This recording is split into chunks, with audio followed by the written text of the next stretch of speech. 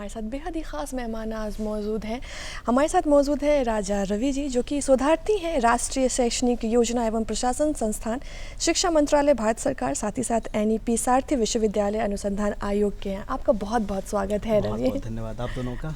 और कैसे हैं आप, सबसे पहले ये बताएं। बहुत अच्छा, बहुत व्यस्त, लेकिन इस व्यस्तता का एक अलग सुकून है। जब आप जीवन में कई सारी चीज़ों के बीच सामंजस्य बिठा पाते हैं और कई तमाम पहलुओं पर काम कर पाते हैं, तो उसका एक अलग सुकून है।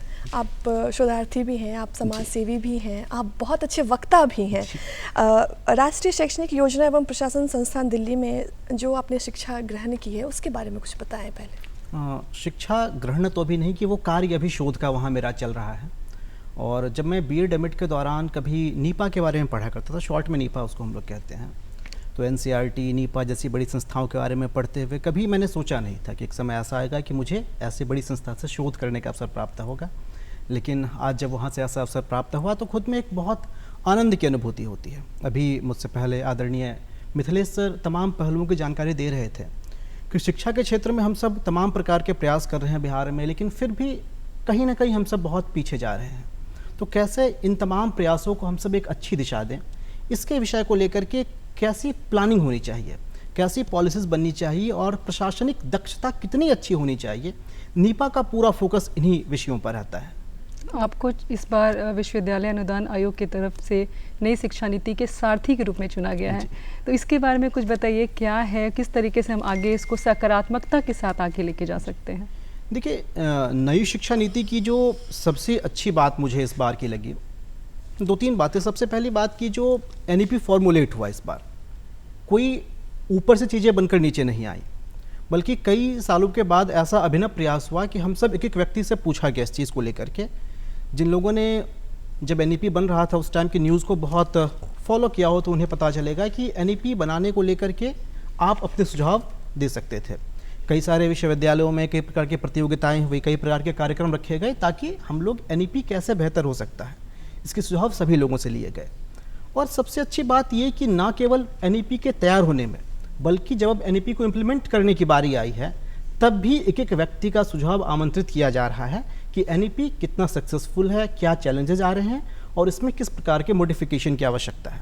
और NEP सारथी के रूप में मेरा बस यही दायित्व है, मुझे दो तीन चीज़ों के ऊपर फोकस करना है। पहली बात कि जो उच्च शिक्षा का पूरा फुलक्रम हमारे पूरे देश में है, उसमें NEP कितने बेहतर तरीके से इम्प्लीमेंट हो रहा है, छात्र छात्राओं को इसके लिए जागरूक करना, और सबसे महत्वपूर्ण बात कि उनका फीडबैक कैस मैकेनिज्म को लेकर के NEP इम्प्लीमेंटेशन में क्या कुछ दिक्कतें आ रही है पूरे देश भर में, तो इसको विद्यार्थियों के माध्यम से कोऑर्डिनेट करते हुए वापस विश्वविद्यालय अनुदान आयोग जो है UGC वहाँ पहुँचाना, ये NEP सारथी के रूप में मेरी बड़ी जिम्मेदारी है।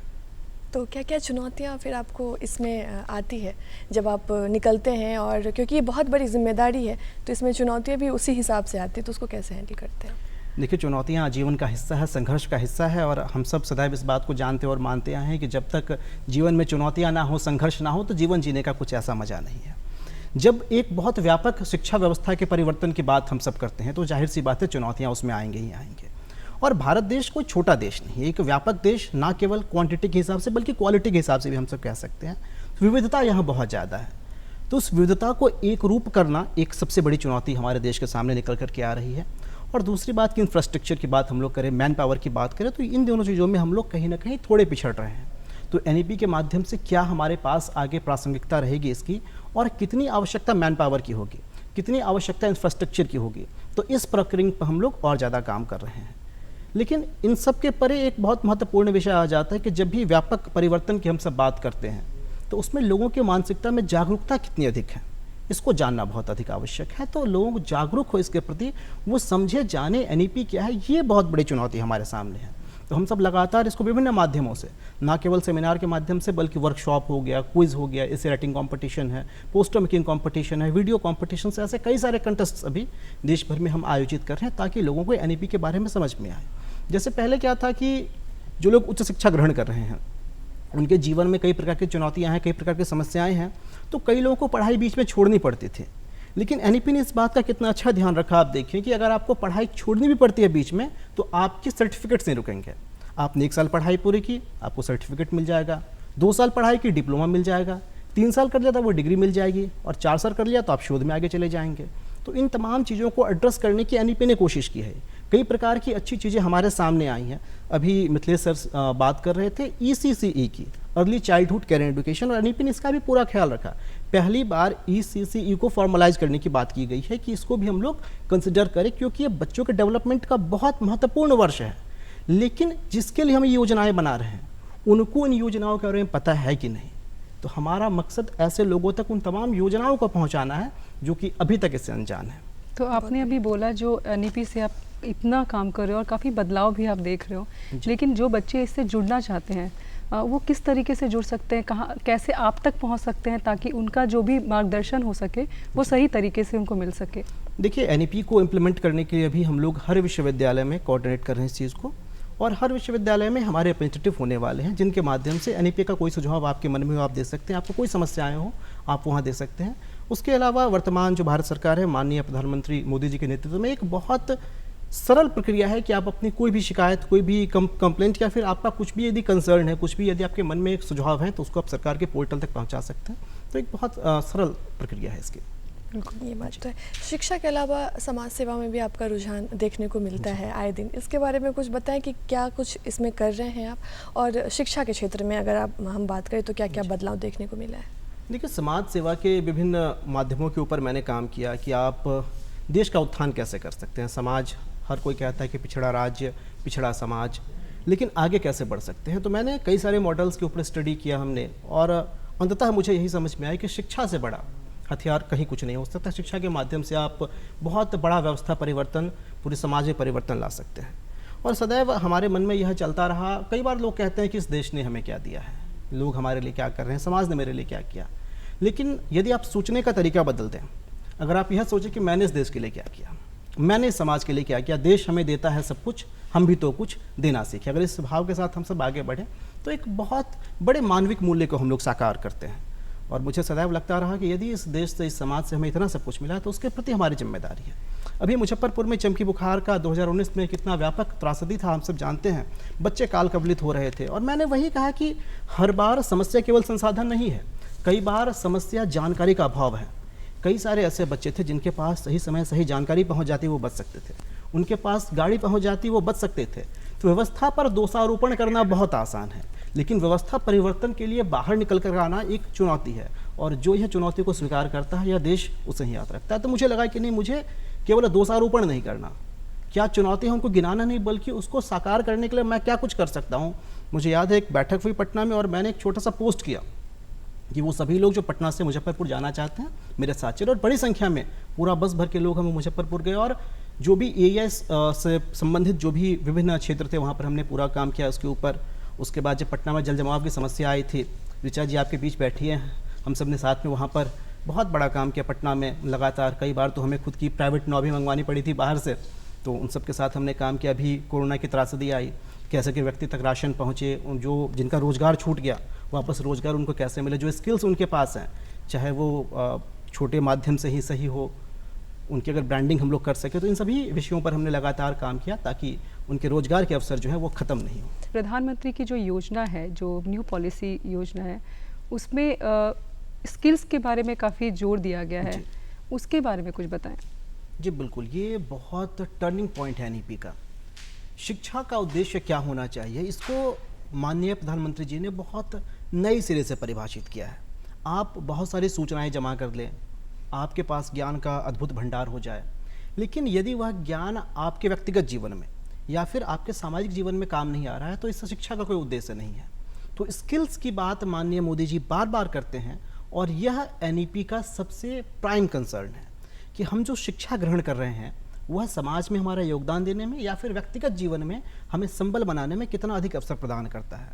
और इसको लेकर के लगातार ही कई प्रकार के बदलाव किए जाते रहे हैं। ऐसे तमाम सिलेबस के हिस्से जिनका अभी के जीवन से कोई सरोकार नहीं, हमने सबसे पहले उसको हटाने की कवायद की।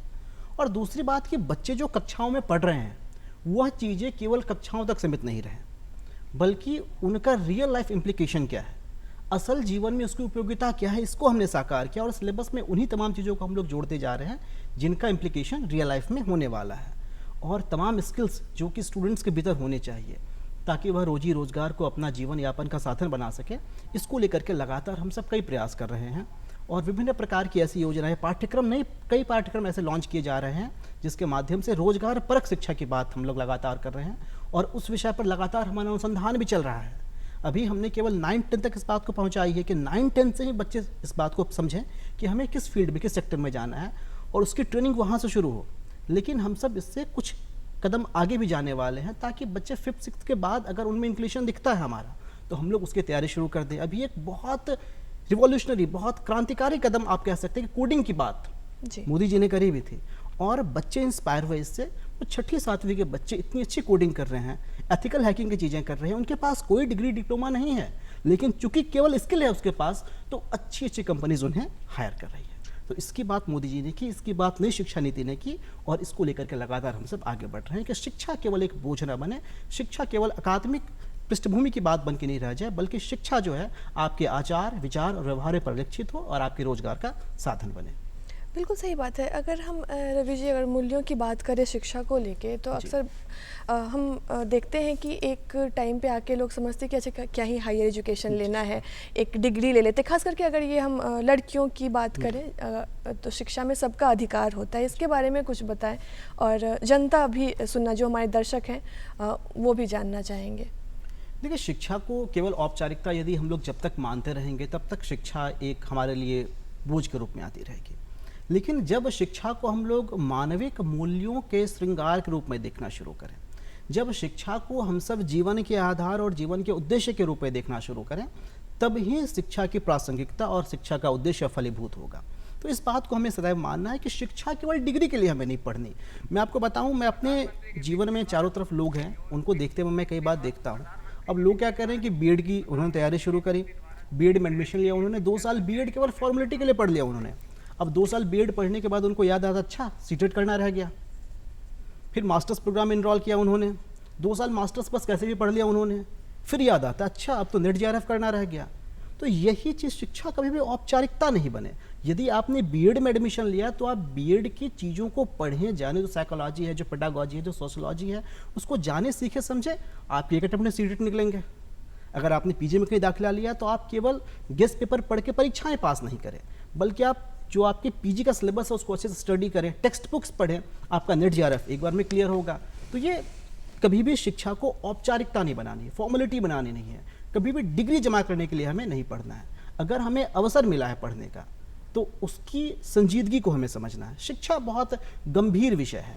मानव समाज को, सभ्यता को बदल देने की शक्ति किसी में है तो वह शिक्षा में है। तो यदि शिक्षा का अवसर हमें मिला तो कभी भी इसको औपचारिकता नहीं समझनी है। और जहाँ तक आपने गर्ल्स की बात की, तो हम लोग लगातार अभी एक नया एनईपी में पहली बार ऐसा हुआ कि अलग से फंड की हमने चर्चा की, जेंडर इंक्लूजन फंड। इसके अलावा स्पेशल इकोनॉमिक जोन्स, कई सारे ट्राइबल इलाके हैं, कई सारे ऐसे वंचित समूह के लोग हैं जहाँ पर कि शिक्षा नहीं पहुँच पा रही है। तो हमने क्रॉस सेक्शनल हॉराइजन्स की बात की है। केवल अभिवंचित वर्ग नहीं, बल्कि अभिवंचित वर्ग की जो महिलाएं हैं, जो लड़कियां हैं, उनके ऊपर और अधिक बर्डन है परिवार चलाने का, रोजी रोटी का। तो उनकी शिक्षा पहले ख़त्म हो जाती है। तो उसको कैसे बेहतर कर सकते हैं हम लोग, इसके तमाम पहलुओं पर लगातार हम लोग बात कर रहे हैं, शोध कर रहे हैं और इम्प्लीमेंट भी कर रहे हैं उसको। तो पूरे रूट में जा कर के इस तरीके का काम हो रहा है। ये काफ़ी ज़्यादा बेहतरीन कह सकते हैं इसे। और जब हम क्योंकि अब वक्त भी हो चला है, अंतिम पड़ाव पे है, लेकिन एक सवाल ज़रूर लेना चाहेंगे कि प्रधानमंत्री के विकसित भारत में शिक्षा की भूमिका क्या है? चलते चलते आप ये बता दें। देखिए, शिक्षा विकसित भारत ही नहीं, बल्कि मैं कहता हूँ कि जब भी इस देश में नहीं बल्कि पूरे विश्व में जब कभी व्यापक सामाजिक परिवर्तन आया है तो उसके केंद्र बिंदु में शिक्षा रही है। भारत की आज़ादी की लड़ाई की बात चल रही थी, उसके केंद्र बिंदु में कुछ था, तो वही शैक्षणिक। जब लोगों में इस बात को महसूस करना शुरू किया कि नहीं, अगर शिक्षा के माध्यम से उनके भीतर इस बात की चेतना जागृत हुई कि यह राष्ट्र जो है एक लोकतांत्रिक राष्ट्र होना चाहिए, उसके बाद ही लोग आगे बढ़ पाए। तो विकसित भारत जो मोदी जी का प्रयास है, उनका जो स्वप्न है, उनका जो विजन है, उसको पूरा करने में शिक्षा की बहुत ही महत्वपूर्ण भूमिका है। उसी भूमिका को लेकर के हम सब आगे बढ़ रहे हैं और इस बात को हम लोग सदैव जानते मानते आए हैं कि बिना शिक्षा को फलीभूत किए किसी विकसित राष्ट्र की हम लोग कल्पना नहीं कर सकते। तो कैसे शिक्षा एक एक व्यक्ति तक पहुँचे, एक एक बच्चों तक पहुँचे, और शिक्षा केवल डिग्रियों तक नहीं। मोदी जी बार बार इस बात की चर्चा करते कि हमें सर्वांगीण विकास की बात करनी है। एक बच्चा केवल किताब पढ़ने में दक्ष नहीं हो, बल्कि वह समाज को समझने में दक्ष हो। आप सोचिए, यदि एक बच्चा अगर अच्छे तरीके से पढ़ता लिखता आगे आता है, उसके पास विभिन्न विषयों की समझ है, और ना केवल विषयों की बल्कि उसके भीतर यदि तमाम प्रकार की बुद्धिमत्ता है, चाहे वह सामाजिक बुद्धिमत्ता हो, उसका इमोशनल इंटेलिजेंस हो, सोशल इंटेलिजेंस हो, तो वह कितना बेहतर नागरिक साबित होगा। वह केवल खुद के लिए नहीं बल्कि समाज के लिए, पूरे राष्ट्र के लिए एक एसेट साबित होगा। और यह देश हम सब से मिलकर के बना है। हम सब केवल एक हिंदुस्तानी नहीं बल्कि अपने आप में 1/135 करोड़ हिंदुस्तान है। और यदि पूरा हम सब एक एक कदम भी आगे बढ़ते हैं तो यह पूरा देश 135 करोड़ कदम आगे बढ़ जाता है। तो यही माननीय मोदी जी का विजन है, और शिक्षा के माध्यम से कैसे यह विजन साकार हो, इसको लेकर के हम सब नीपा में काम कर रहे हैं। क्या बात है, बहुत अच्छी परिचर्चा रही हमारी प्रज्ञा। ऐसा लगता है दर्शकों को काफ़ी पसंद आया होगा। और रवि जी, इतनी हमारे शो में आने के लिए और इतनी बेहतरीन बातें बताने के लिए, इतनी जानकारीपूर्ण हमें जानकारी देने के लिए आपका बहुत बहुत धन्यवाद। एक बार फिर से बहुत बहुत धन्यवाद आप दोनों का और पूरी दूरदर्शन की टीम का मुझे आमंत्रित करने के लिए। बहुत बहुत धन्यवाद।